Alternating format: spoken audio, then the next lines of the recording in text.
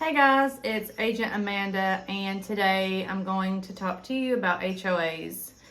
HOA stands for Homeowners Association, if you don't already know that. And it's basically covenant and restrictions, amenities. A pretty generic HOA I've seen near where I live is there's a community that pays about $150 a year, and they have a pool, they have a recreational center, and then there's landscaping that's upkept around the common areas. And not every HOA has a pool. Obviously, other HOAs have just minimal landscaping, common area cleanup.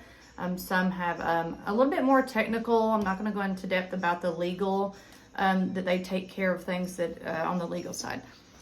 So what I want to tell you is my experience recently. I have a buyer who sent me a listing and it stated no HOA, but there were amenities, access to a boat ramp, access to tennis courts. So it was just kind of a red flag as an agent.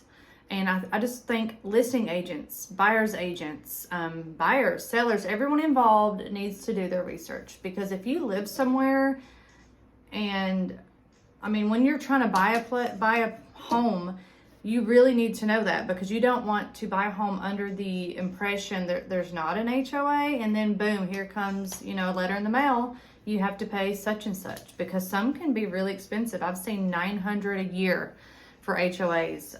It can get pretty crazy. So anyway, in this particular situation, so there's amenities. It states no HOA. The buyer was a little skeptical, and so was I.